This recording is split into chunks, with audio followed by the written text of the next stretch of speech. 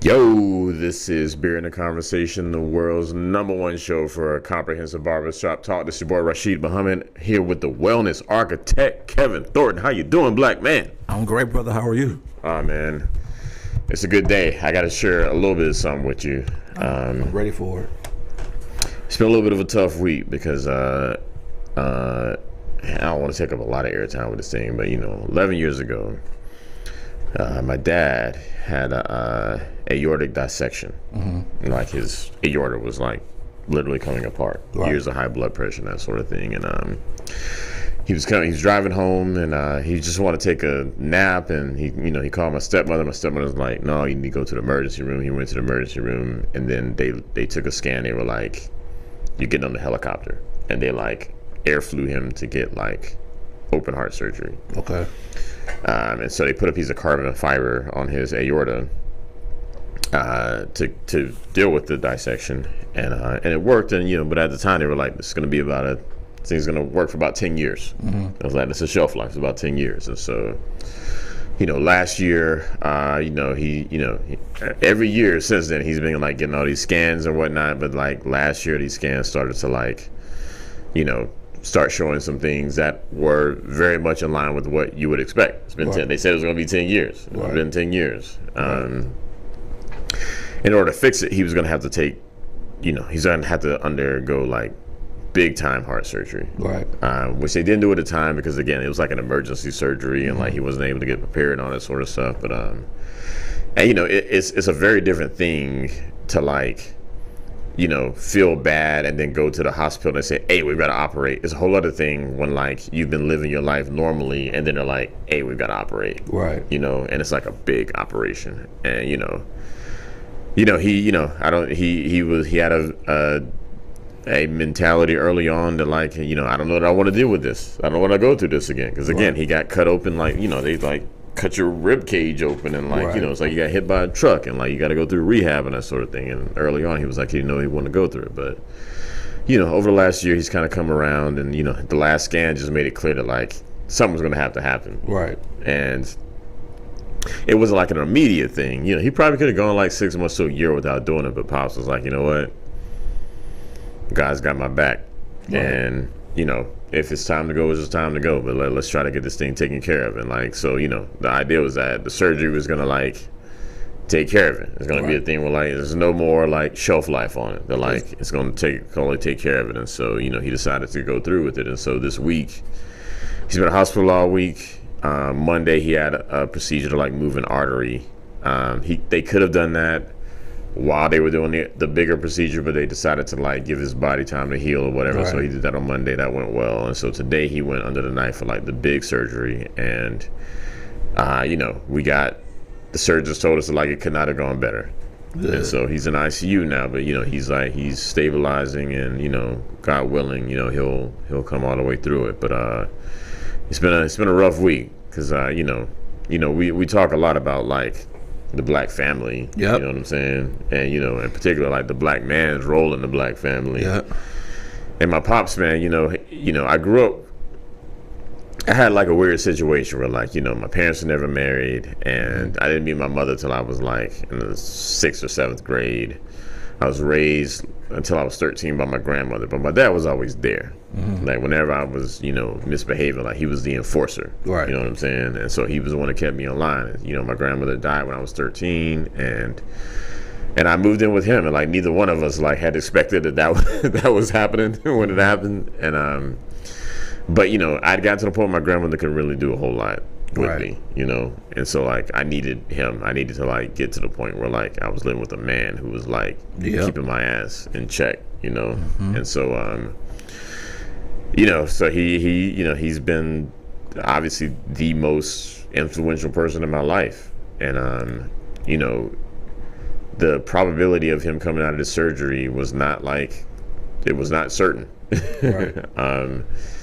And it gets you just thinking about a few things. So anyway, I'm sorry, I've taken up way too much time already. I want to kind of like piggyback on that. Sure. First of all, I'm glad your father's doing well. First of all, thank you. But second of all, we watched that part of that documentary last week. Yes. And especially since you come from where you grew up with your dad, for the most part, you watched all your life. Yeah. I grew up in a two-family household. I think we see things a little bit differently, and I want to get your take on the thought pattern of the people today feeling like they can just have a child and it doesn't really matter if the father's there, because as long as they there, it's gonna be okay. Yeah, I think it's kind of a complicated thing. I mean, I do think that you look at the statistics for the black community and you see that 70% of black children are born out of wedlock. And for me, out of wedlock, that's not actually what I think is the most important thing, right? Right. Because whether your parents are married, I mean, look, obviously, ideally, yes, out of wedlock matters, but there are plenty of fathers that are there, regardless whether they're married or not. You know what I'm saying? I think the key thing is that the father's there. Less so that the father's married. Father's married is definitely a better situation. Right.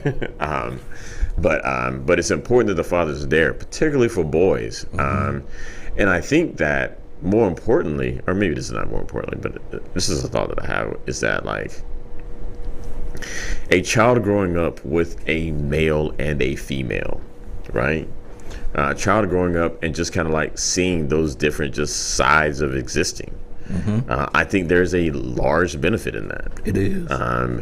And while, look, if your child has been abandoned, and you're in the foster care system and there's a same-sex couple that wants to adopt you and that sort of thing, that's probably better than the foster care system. Right. But I do believe that it is better, all other things equal, all other things are never equal, but just speaking hypothetically, I do think it's important for a child to really understand these things. And for me, like I said, my grandmother basically raised me until I was 13. Then I lived with my dad, and my dad had been married a few times before, and there's a lot of complication around that. But he got married when I graduated from high school, and that was actually the first time I lived in a true two-parent household. Even though my stepmother was not my biological mother, but that was the first time that my dad would say a thing and I had a woman who was counteracting what he was saying and was well, I don't know if that's necessarily a thing, right? Before that, what he said went, because it was just me and him. And so there's a lot to be said for the interplay between men and women, because again, we experience the world very differently. Men and women experience the world very differently. Right. And I think that children growing up in an environment where that difference in experience is expressed daily, I think it's superior to a situation where it's not. Whether it's because there's only one parent or whether it's because both parents are the same gender. Right. I agree. I just feel a lot of times, and the reason why I ask because I belong to a Black life coaching group, and I have posted the show in the group so they could watch it. And so one of the life coaches, which is a female, she reached out to me and we had a conversation, and she was very proud of the conversation that we all had, and she was that people need to really understand, she's a woman, but she fights for the rights for the Black man, because the male energy is needed in the household. Yeah. And it's all important. It's very important. But then for me, like you said, when you finally saw your dad with your stepmom, you see that yin and yang, that taught you something too. And so for me, growing up in a two-family household, I see how they think and react differently. But also it teaches me how to compromise and deal with each other. Absolutely. Because at the end it's of a the big day, part of it. I can't always have the notion I have to be right all the time. Right. Or I have to win the argument all the time. Right. It's about us just getting to an understanding. Sometimes I gotta let her win. Yes. That's right. And I think that's a big thing. Is And again, I mean, this could potentially just be just a function of just having two people that are kind of like in charge. But yeah, I do think that like being in a situation where like you see that negotiation, right? Again, like having grown up in like single parent households, like where there is no negotiation. It's what they say it is, you know. Right. And but then having had the experience of living in one where that's not necessarily the case, where there is some like give and take. Right. I think that give and take is very important. Like I had other things that were in my life that I think helped, you know, give me the right perspective, even though for most of my childhood I wasn't in a two-parent home. But I had a lot of like really, you know, loving female role models in my life. Right. And so I wasn't in a situation where like I just didn't, you know, I didn't understand like the female perspective and that sort of thing. But again, it's one thing to have like female role models. It's another thing for like she to be like a co-decision maker with like the man in the house and that sort of thing. And again, and I mean, look, and to be, you know, 100% clear, it is not my position that like a single woman or a single man can't raise a productive citizen. Right. But I think that like even single men and single women who've had to do that most of them would agree that if they had a partner in the situation that just kind of helped as a counterbalance, that at the end of the day, whether it's a single man raising a child or a single woman raising a child, that child's still going to miss that particular energy that they need. Because actually we need both. That's right. To survive. That's right. Know how to deal with. Yeah. And so if we just deal with our moms and we just live in a female dominant household, then we're gonna have all we're gonna really get a lot of times is the female energy, and we don't have, and we need that male energy a lot of times. And then absolutely. And then what a lot of guys I coach is like they miss that. And even at 35, 36, I could get on them about something, and they would love it. Because they never had that from a man. Yeah. And so that's why I just think it's like really important. So she just told me to let y'all know, she said kudos because she was, she said a lot of times, whether it's on YouTube or on mainstream TV, you don't never see, black men having productive conversations like we did last week. And she wanted to give a shout out to all of y'all for that conversation we had last week. We appreciate you. Thank you for tuning in, and hopefully we will continue to carry the mantle forward in a productive way. Justice. How you doing, How you doing? I'm good, sir. Wait, hold on. Let's redo that. All right, yeah. There you go. Sometimes we go with handshakes. Sometimes we go with daps. Good to be here. I know nobody wants to hear my lame brain excuse, but anyone that lives on the east side of town knows that there's a big bottleneck issue between Panola and Memorial Drive. And unfortunately today, there actually was a semi-accident, but nonetheless, happy to be here. Cheers. I'm assuming that we were discussing Roe versus Wade. No. Okay. I mean, that's probably a thing we should discuss. That's why I mean, I'm sorry. Context clues. I thought I heard somebody say abortion, or thought I heard that Wade drive. We were just kind of talking about just single parent, two parent, male, female household, influence on children. That sort of thing. Some people I knew watched the show from last week, and they really wanted me to give y'all a kudos, and so we start with that. And so here we go with waiting on you. Well, gentlemen, there are a lot of interesting things going on in the world, of course, today. Indeed. The world of sports to politics, and obviously the biggest thing I think is the Roe v. versus Wade topic of discussion. And let's get on that. How do you gentlemen feel about that potentially being overturned or modified? Where do you guys stand in terms of I guess it's not, I'm not even here to drag religion into it, but obviously sure. I know people whose religious backgrounds like obviously make them lean a certain way, which is totally fine. And then I know some quote unquote free thinkers who say otherwise. So how do you guys feel about it? Oh man, I did go first here. So I don't know, man. I feel like so there are a couple of things to unpack here. Not a couple. There's several things to unpack here.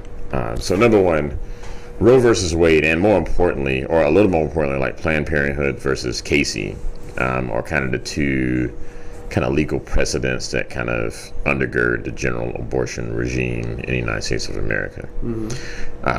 But these cases are, whether these cases are upheld or overturned and that sort of stuff, is the fundamental impact is just like at what level regulation around abortion lives. And so like Roe v. Wade and like Planned Parenthood versus Casey are all about like the federal level of like regulating abortion, right?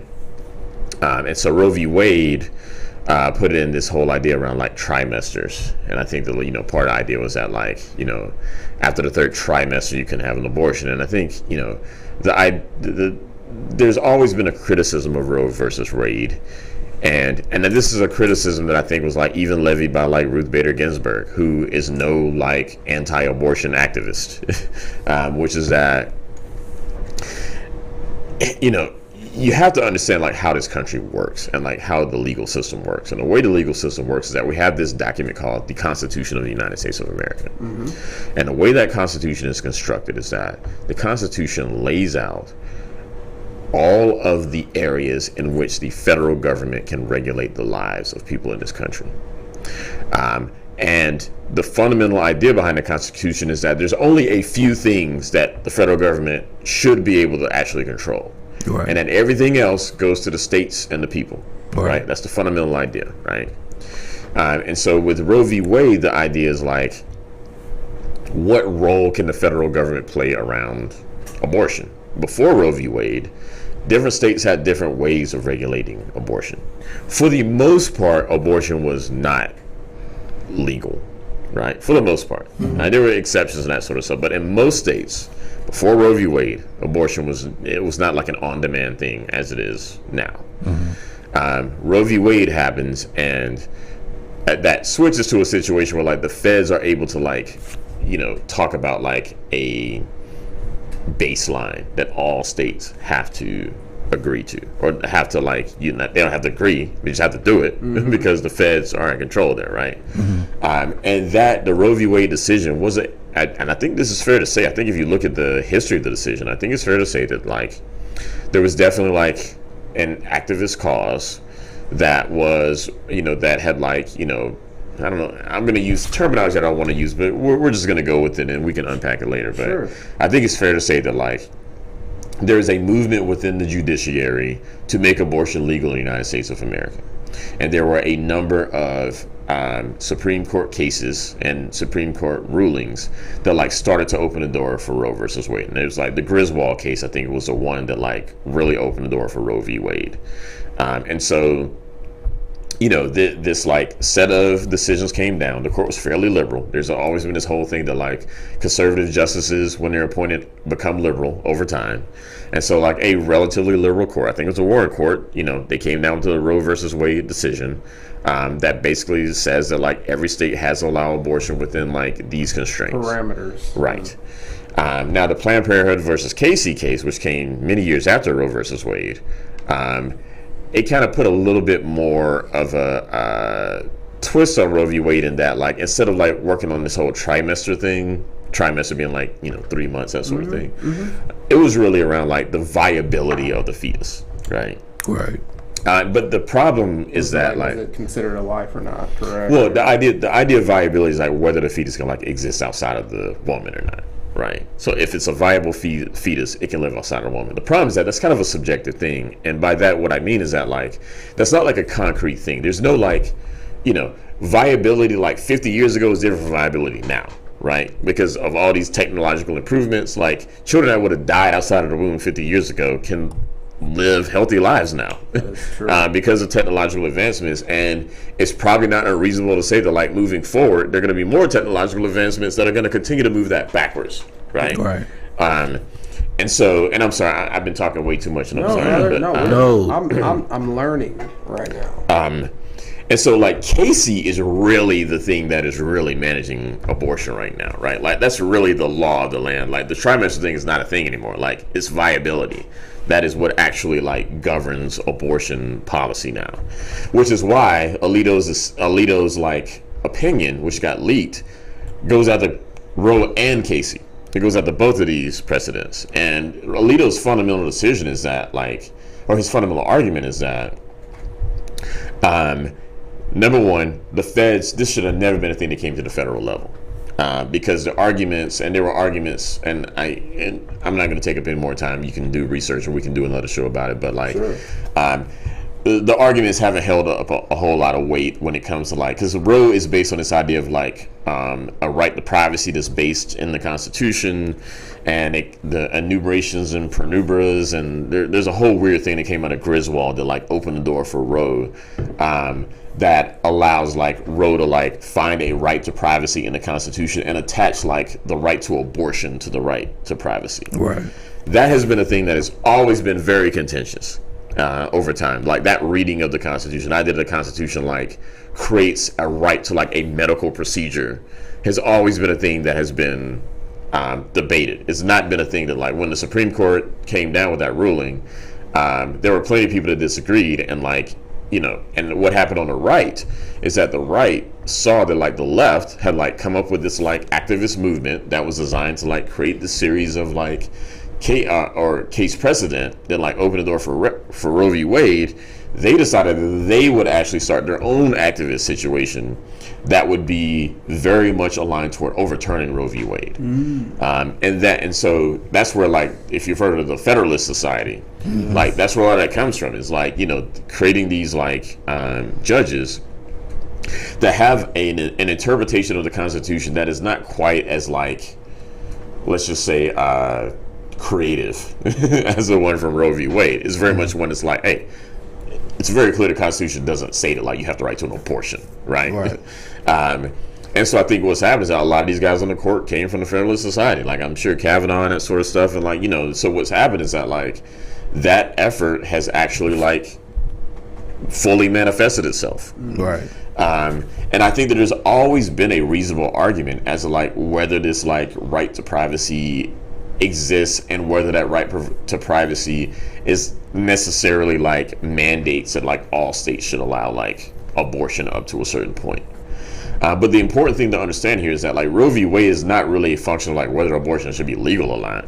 Roe v. Wade is about whether the feds should be able to, like, create this, like, baseline across the entire country around abortion. So you can be very pro-abortion and still think that Roe v. Wade is just a terrible decision. And if you know a lot of lawyers, I know a few, and I know a few legal or liberal lawyers who have been telling me for years they felt like Roe v. Wade was not well established. And, like, even Ginsburg, like I said, Ruth Bader Ginsburg, the, like, very liberal female justice who died a few years ago, has also expressed just issues with, like, how Roe v. Wade was decided. Because the thing is that, you know, you think about how the country should work. So the function of the courts, so, you know, you got all these people that want to, like, protest around, like, the idea that Roe v. Wade might be overturned.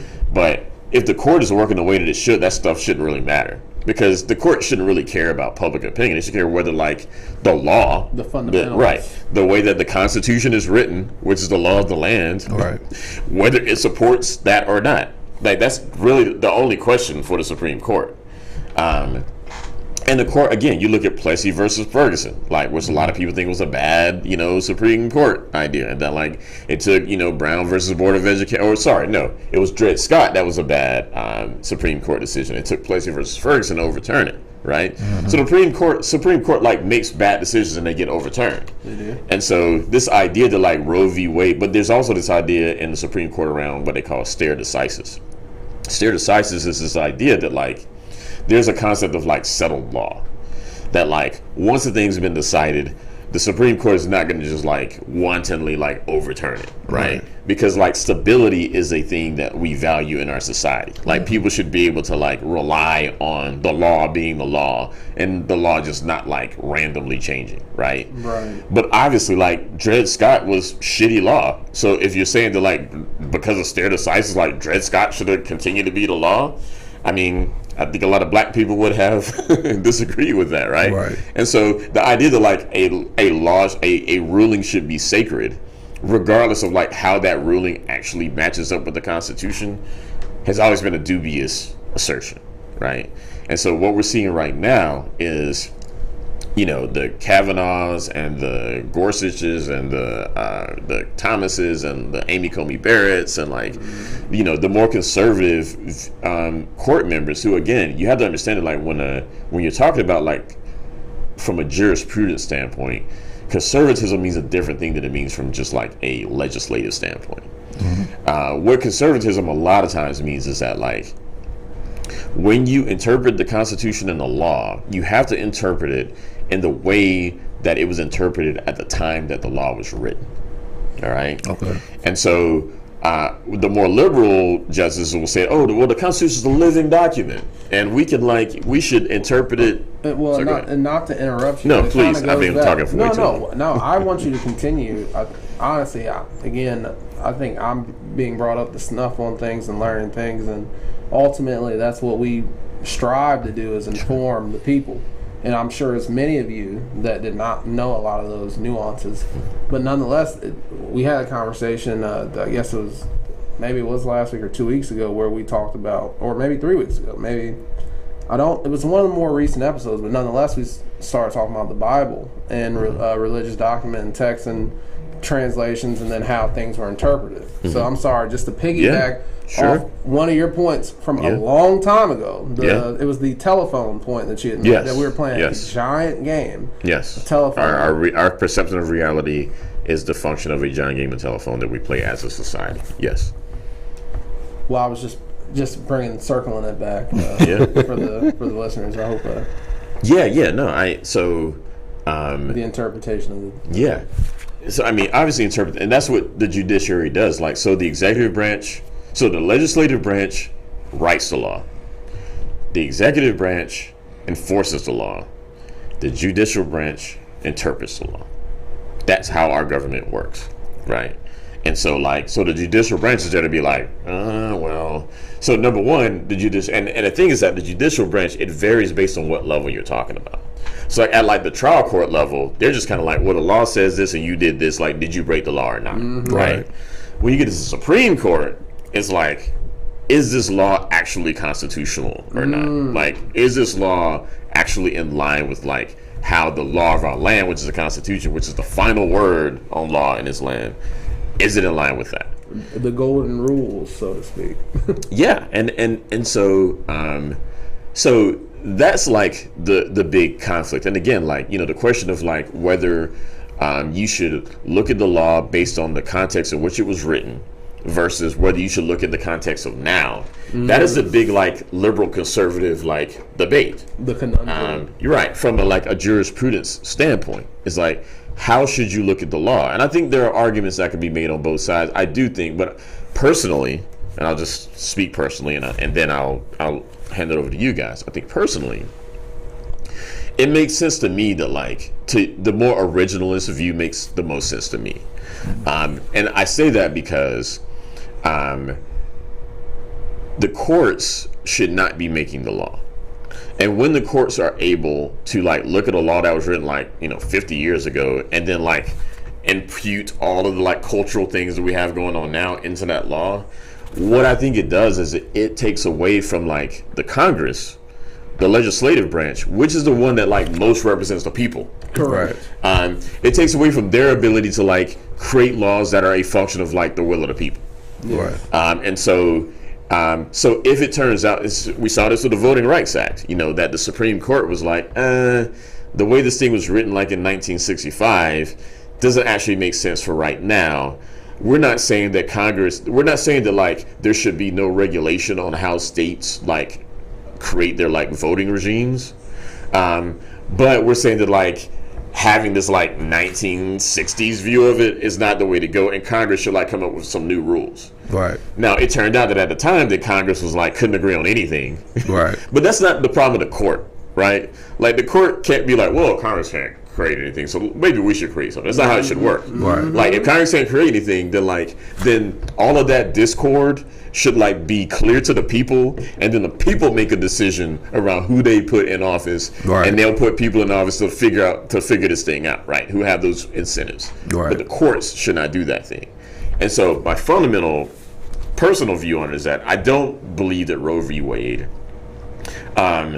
is a well-decided case. I just don't. I have too many lawyer friends who've convinced me of that. Yes. Too many, and a lot of them being very liberal, progressive lawyers that have just convinced me of that case. But more importantly, I think that when it comes to the idea of abortion, this is the last thing I'm going to say. When it comes to the idea of abortion, this is how I look at it, and I think it's very simple. So, we live in a society where like we don't look fondly on killing people. Right. No. So if a mother killed their like 10-year-old kid, we'd be like, that chick needs to be locked the fuck up, right? Well, and in other cases, stoner. Death row. Yeah, exactly. Right. Yeah. So we'd also probably say that like if like her child was like 1 day old and she killed that child, that like we'd be like, no, put her ass behind bars. What a bitch. Right. So then the question is like, what's the difference between like a 1 day old child and a negative 1 day old child? Right. Yeah. And then the question becomes, what's the difference between a negative 1 day old child? Like, I think most people would be like, if you killed a negative 1 day old child, you'd be like that'd be some bullshit. You know what I'm saying? Well, and just to think about it like this. Think about how many times we've like obviously read newspaper articles, seen stuff on social media, TV, and let's say a deranged, and it can work both ways, but normally is a deranged boyfriend or maybe husband that like got their spouse or partner pregnant, and then they killed their spouse, and then guess what? They get charged with double murder. Yes, that's right. That's right. And that's the thing that and again, that varies by jurisdiction and that sort of thing, but that's definitely a thing. And so but that's the thing is that like the fundamental question is that if we accept that we are in a society where like killing other human beings is a thing that we look negatively upon, then the fundamental question is, at what point does a conceived embryo gain the right to not be killed? Yes. That's the fundamental question. Right. And I don't know that, and so, part one answer is like whether it's viable or not, right? And that's the precedent that we are under. That makes sense to me. But that's not the only thing that makes sense to me, right? Like, I don't think that's just like obviously the right answer. Like, or the trimester thing. Like, I guess that makes a little less sense, but it makes sense. But like, it's not obvious that that's the right thing. There's some concerns in like conception, and again, like that's not obviously the right thing. It was not obviously the wrong thing. And so there's a whole lot of disagreement on this. And to the extent that like I've heard all this stuff about, well, they overturn Roe v. Wade, they're gonna like overturn gay marriage and all that stuff. But no, look, I don't think that's true. Right. Because I think that there's way less disagreement on stuff like interracial marriage and segregation and gay marriage than there is over abortion. Abortion is a thing where there's clear disagreement on where you draw that line. There's a human life involved, and then obviously with us living in a country that was founded on, I could be wrong, Christianity. Obviously, there's the religious morale that thumps in the back of a lot of these Christian heads, Yeah, for sure. Nobody wants a dirty mark against their reputation or with God, that is, and then obviously amongst the people. So, because if you go from what you're saying from a spiritual or religious background, it's going to force a lot of people to then live more of a righteous lifestyle, because a lot of times some people use abortion as a way of birth control. Of course. Yes. Because they don't want to use condoms, and the women are not using anything because they don't want like the feeling of it, which we get. Real pleasure. So right, real pleasure. But then the baby come up, and now nobody wants to have it. Yep. So that should have been a thought process when you was having sex, but so you putting pleasure over like you saying over the life of a unborn child. Yeah. So it's like you said, it's a lot of different things, moving parts into that to make a decision. And everybody might have their their personal feelings of what they feel is right. But at the end of the day, I think we all have to start, I think moving a little bit differently. Definitely. I'm sorry, I talked so much on this shit. No, man. No, go ahead, y'all. I took away too much time. All I would say is this: one, I'm thankful that you educated us. Again, I definitely just learned plenty of things sitting here as far as a lot of the nuances and a lot of intricate details that even I'm sure some of the listeners didn't know. But more importantly, but before I came here, I actually posed this question to an older gentleman that I know. When I say older, I'll just say 50 plus. And I was like, hey, just real quick, where do you stand on this? And this individual, it's just kind of like, he's kind of with it being overturned. And I said, well, why? Like, and not, why? I'm just curious. Not that I'm anti it. I'm not pro it. I'm just curious, because this is good banter. And essentially it stemmed back to his religious beliefs, which are totally fine. Nonetheless, basically, we were speaking about it, kind of threw out some situations. And in short, let me just sum all what it is I have to say. I do believe personally that it is a woman's right to decide.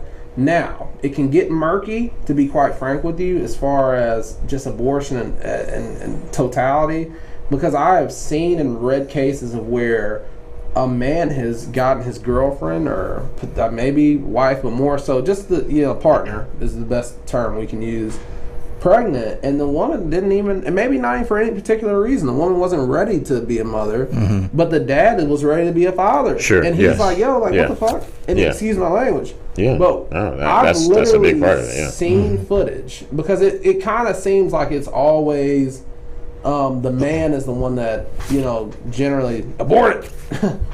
And that's not the case. That's not the case. That is not the case. Literally, I saw, I don't know how many of you not all the time, anyway. Not all the time, right.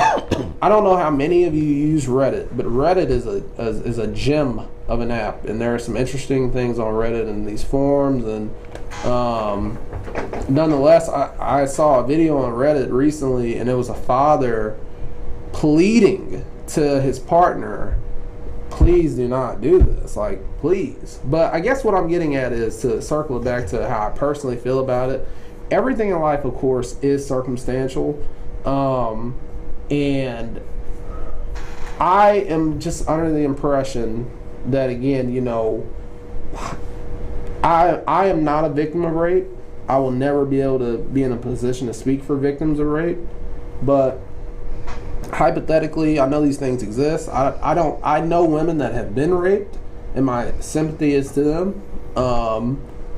But if a woman is raped, hypothetically, by a man that she did not want to have sex with, and this man, ejaculates in her, and a child is conceived, she has every right not to want to bear that man's child. I'm sorry. That's just how I personally feel, right? That's how I personally feel. So I think, again, basically, essentially, to bring it full circle, excuse me. Bless you. We have to, like you said, Rashid, it's kind of like, all right, well, what is a human life, right? That has to be defined. And then second, I mean, even the men that just are against abortion 100%, you have to look at the women in your family, and nobody wants to do that because it's uncomfortable, perhaps, to think about that. But just potentially think about if your mother, sister, niece, female cousin, somebody potentially raped them, and what would you want them to keep the baby? I don't know. I mean, it's tough. Well, I think it's worth noting that, like, even in places where, like, abortion is, like, illegal, some will have, like, exceptions for that situation. But again, like, some don't. And I mean, and again, the question is, and it's funny, as you all know, I trend libertarian, and like, this is a big thing. This is a big rift in the libertarian community, because it's like the rights of the mother versus the rights of the child. And at what point does it become a child? Like, at what point does it gain the right to not be killed? Right. And at what point does like killing it actually like cross that threshold that we have for like killing a 10-year-old or killing a 1-day-old, right? Right. And that's the thing. There's not an obvious answer to that. There are a bunch of answers. They all make sense, but there's no just obvious answer. And that's the problem, is that everyone wants to act like there's an obvious answer, but there's just not, because it's a fundamentally philosophical question. Right. And so, you know, my position is just that, like, if we can't come to an agreement on this sort of thing, then from a governance standpoint, the regulation makes the most sense to be closest to specific communities. Yes. Right. I agree. And so, which means that the federal level is the worst place for it to be. Right. All right. And so that's the thing. That's where I stand on it. Yes, and to just use a parallel, because I failed to do that. And again, I'm not in a position to speak on what people should do with their body. I'm not. So let's just preface this statement. Now, if you're out here, two healthy individuals having premarital sex, and again, it goes back to what you brought up. And basically, you guys are doing it, and then you decide to have a child. Well, excuse me, not decide. A child comes from the natural lust of two people, two heterosexual people, obviously. If that is what comes from it, I mean, and then you say, well, nah, just abort it. Somebody could make the argument that's a bit, irresponsible. But again, I'm not saying it's irresponsible, but I'm saying that obviously it's like, just be a little more careful, you know? Well, and I think that's the fundamental thing, is that, like, you know, and I think that's what drives a lot of conservative critiques, is that, like, no woman gets, like, pregnant, like, even though a lot of conservatives are religious people, or particularly Christians, where, you know, there's an immaculate conception. but outside of that, for the most part, like, a pregnancy is not a thing that just happens to you right now. And again, unless you're a seahorse. Rape is an important thing. It's an important kind of component here. But again, like that, rape and like incest are like 2% or less of like if abortions, that, right? Yeah, I mean, they're an extremely so we shouldn't be arguing from like these kind of extremes, right? But those are the extremes. I'm just speaking from a man that does not have any children. Mm-hmm. Generally, those are the first arguments. I'm sure many of you that are listening, those are the first arguments. Literally, they're like, well, what if I got raped? Yeah, and I don't. Yeah, that for me, that's like avoiding the actual like. The meat, right? That's avoiding the real issue. That's right. The skin, that can all be accommodated for, and it is accommodated for in a lot of situations. Not all, but it is accommodated for in a lot of like abortion bans around the world.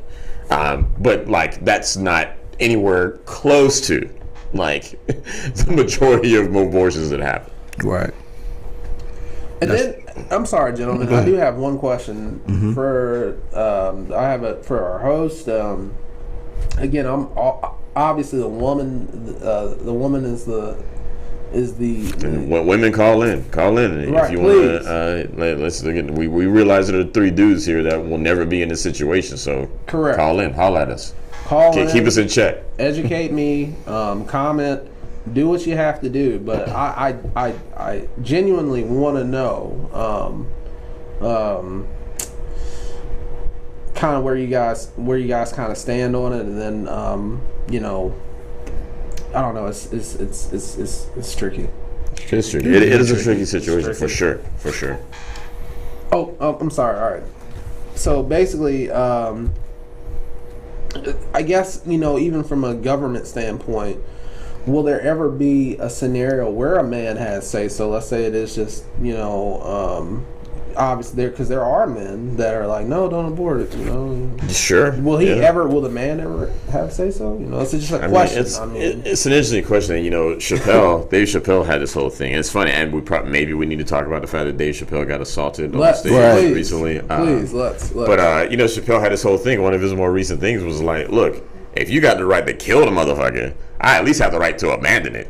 You know what I'm saying? That was his thing.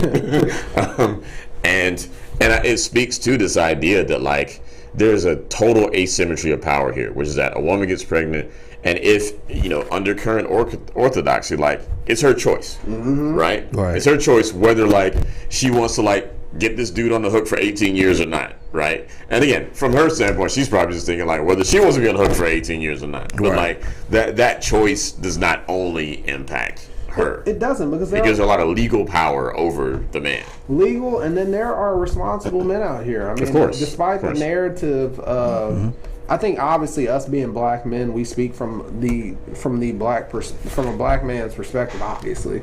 But oftentimes, black men are painted as deadbeats and ain't shit, and obviously that is not true.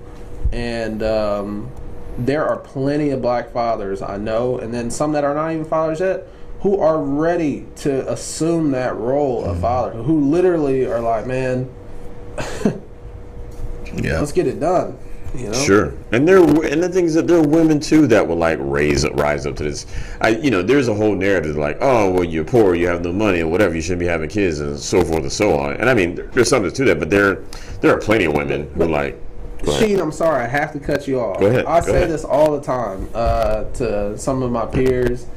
And obviously, I know that us being in Atlanta, it's not about Atlanta, but us being in Atlanta, when just kind of this semi-materialistic cultural thing we got going on in our community, when you actually think about it, broke people get fucked more than rich people. I mean, the world's population would not be where it's at without broke people fucking.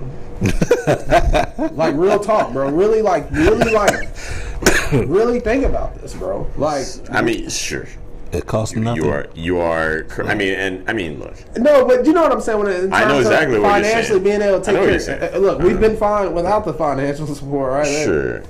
and I think to even dig down into that, like when you look at like countries and the level of development in countries and the level of education, that sort of thing, and like what happens is that once the quality of life, the quality of education goes up in a country, the birth rates go down. And even within a country, like even within the United States of America, like that exact thing, like, very educated women who, have a lot of career prospects and that sort of stuff, wait later to have kids if they have kids at all. Right. Whereas women who are not so much educated tend to have more kids. And I don't know if you ever saw Idiocracy. Did you ever see that? I did. Yeah, there's this whole thing, like the whole beginning of Idiocracy is about it. So at the beginning of the movie, this whole thing where they're like interviewing this like clearly like middle class educated couple. They're like, well, I don't know if I should have a kid. Maybe we should put it off so that I could get my, degree and get my career on track. Or then there's like this couple like rednecks that are like, woo, just like fucking and like kids popping out or whatever. Right. And so I mean that is definitely a recognized dynamic that is real. I mean, Idiocracy is obviously like kind of a parody of it, but that's a real thing. Yep. And there are implications to it. I agree. I just think, I don't know, man, because like you said, a lot of people I know that are not, like you said, educated. They don't have a lot going on. They're popping out babies left and right. And the whole mindset is, it goes to a podcast I was watching, and I would want your input on it. Sure. So it goes back to the dynamics of the black man and the black woman. You talking Kevin Samuels? Well, I watch him too, but okay, other sorry. guy. I had to ask. Sorry. This other guy named Mr. Let It Go. Okay. And he was saying that the black woman is married to the government. The government is their man. Because you mean Laris? I'm messing.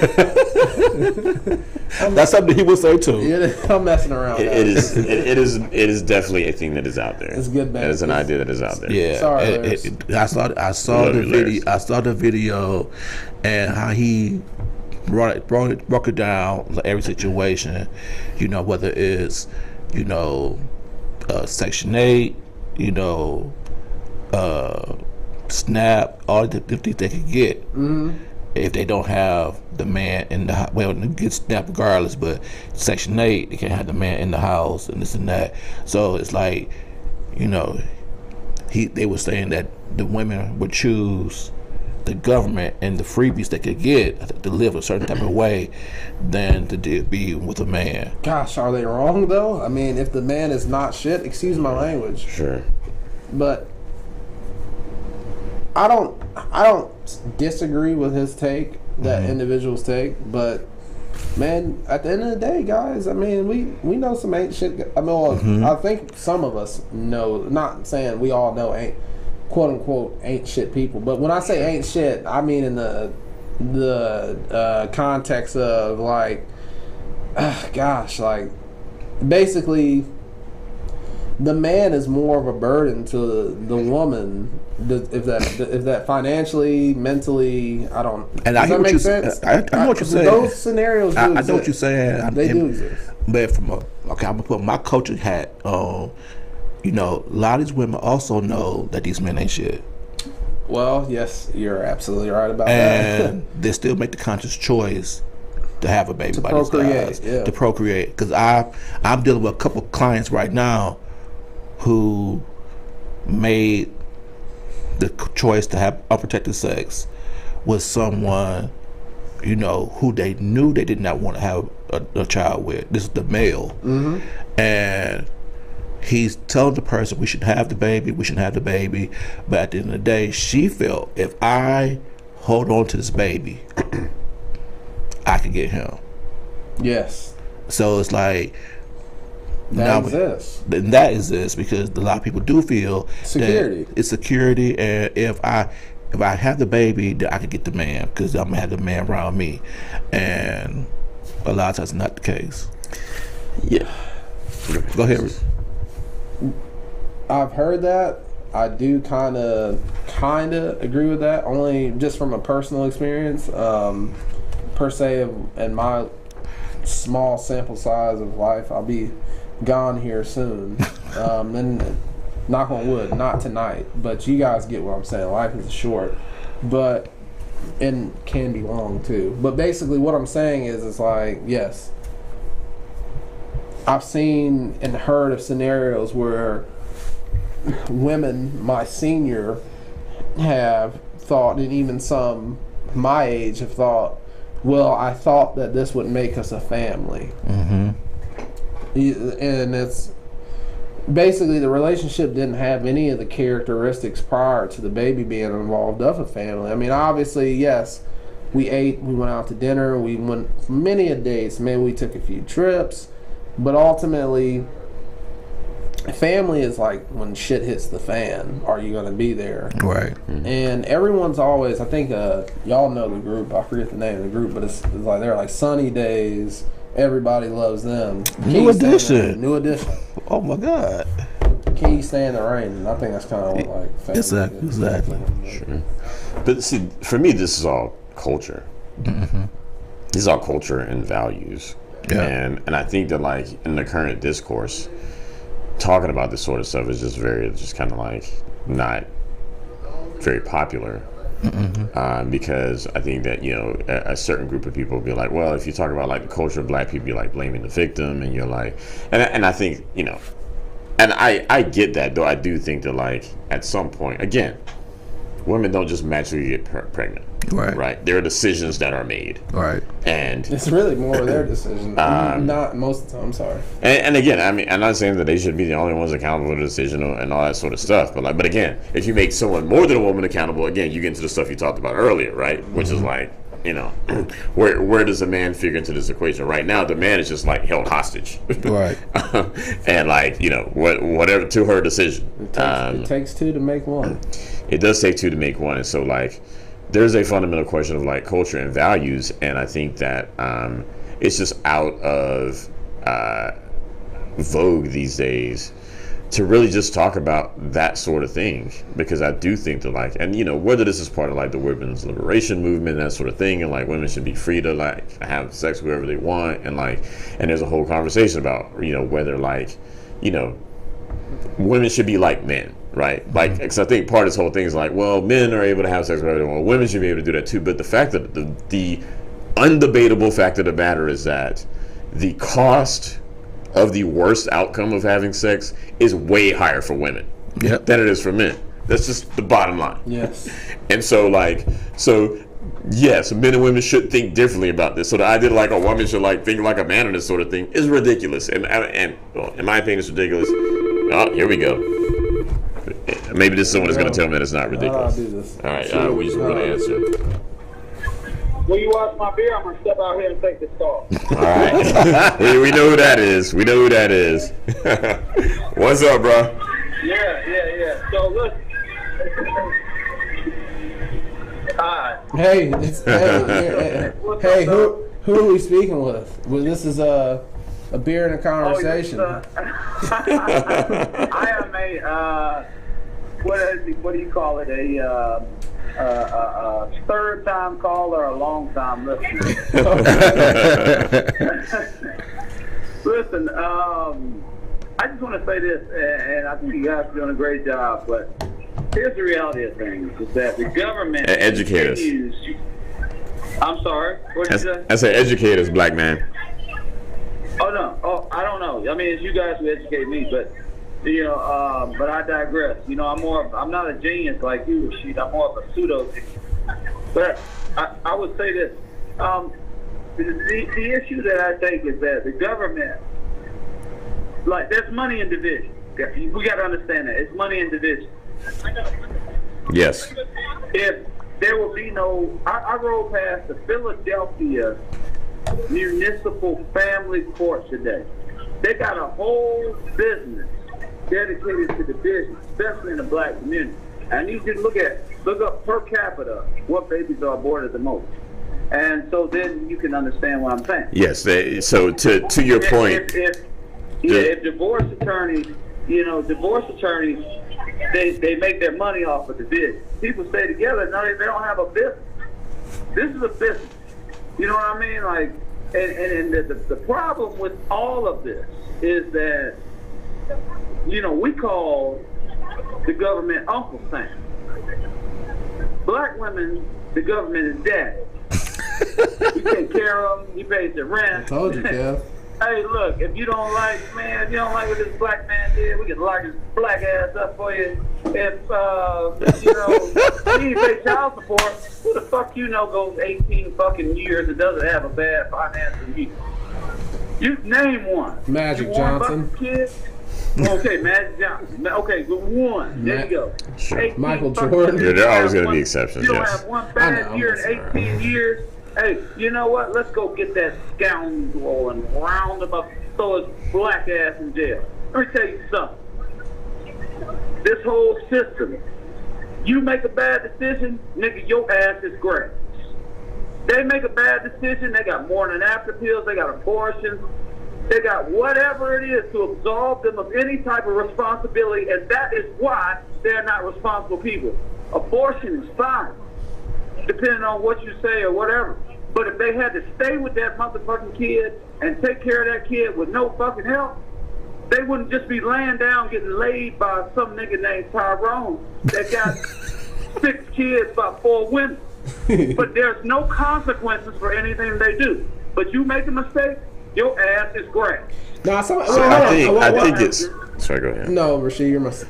Obviously, I think it's fair to say that, like, having like easy access to abortion does have like an impact on behavior.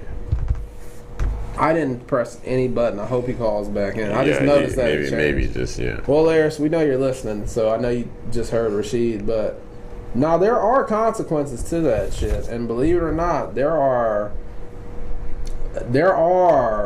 I've only encountered maybe one thus far. Well, actually 2. There are mothers. They do not regret having the baby, but they definitely regret the baby father. I think that women are naturally nurturers, and honestly, I think women. I think we all are here to procreate in a weird way. Obviously, that's why there's like fucking 8 billion people on Earth. And globalization, literally every fucking way. We are all a product of people who have successfully a long line of people who have successfully recreated. Every one of us is a descendant of that. Fucked and had great sex and Well, at least the man came. Well, I guess we can't. Some happened. I mean, who knows? Who knows the circumstances Then you of got the free reproduction? coming. I'm sorry to get so nasty and vulgar, but we're all adults here. Nonetheless, basically to your point, Laris, is that there are women who have children and they are not upset with their baby, but I've had 2 girls tell me like, basically being a single mother is fucking terrible. I'm sure. I'm sure it's certainly not as great as like having a partner to help. You know.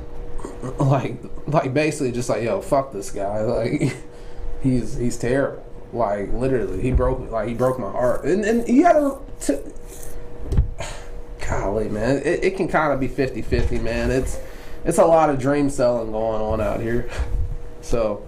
Nonetheless, well, gentlemen, we're getting to that time. We had man, I appreciate you guys. I was late, so I thank y'all, man, and we look forward to doing it again next week. Obviously, Sheed and Kev, if y'all got something to say, man, say it. I've got nothing. Well, first I'll go. First, continue prayers for your dad. Appreciate you. I very much appreciate you, want Kevin. Abundant recovery for him. For me. First of all, thank you guys for letting me come in. Thanks for Laris asking me to come and join y'all while he's gone. For those who don't know, I do have a book out called Waking Up Winning No Matter What, Volume 2. So those who are listening to this show today, if you inbox me and ask how to purchase the book and you buy the book, you will get a signed copy, but also you will get a $500 Grand Air rebate card. What that is that you go get you an airline ticket round trip, as long as it costs $500. You'll give them. You send it when you take the trip. You send back the boarding passes going and coming back, and your itemized bill of statement, and send it back with the form, and they will refund you. So it's like me giving you a free airline ticket just for supporting me. So inbox me at Kevin Thornton and find out how you can do that, and I'll let you know. Well, I'm definitely going to DM you. Well, right. I'm going to talk to you in real life. All right. Yeah, I mean, all I'm going to say is that, again, I feel like the abortion issue is complicated, and I feel like the media has every intention to make it simple and stupid, and most of the conversation around it has been just that. I do think that, like, there are questions around the federal government's role in, like, regulating abortion that are reasonable, and I think reasonable people can disagree on where the feds should land on this sort of thing. So it's not necessarily an indictment on you whether you think Roe v. Wade should stand or fall, but just understand that Roe v. Wade is not some fundamental position on abortion itself. It is a position on where and how abortion should be regulated. I would certainly ask everyone to just really take the time to really understand the issue, how these court cases are currently constructed. Read Alito's, read his opinion, the one that got leaked. I think that opinion goes a long way to just kind of understand where the fault lines in the argument are from a legal standpoint. But you know what? If you want to protest, I feel like you should protest for your state. Like, try to lobby your state. Because again, if the judges are doing what they're supposed to do, they don't really care about what you think. they care about the law. And so if Roe v. Wade gets overturned, the important place to really lobby is going to be get to know your state representative, get them on your side so that your state can put the types of regulations in place that you feel are appropriate around abortion. Boom. And don't believe anything I said. Do your own research. Boom, boom, boom. All right, we're out. All right. Peace.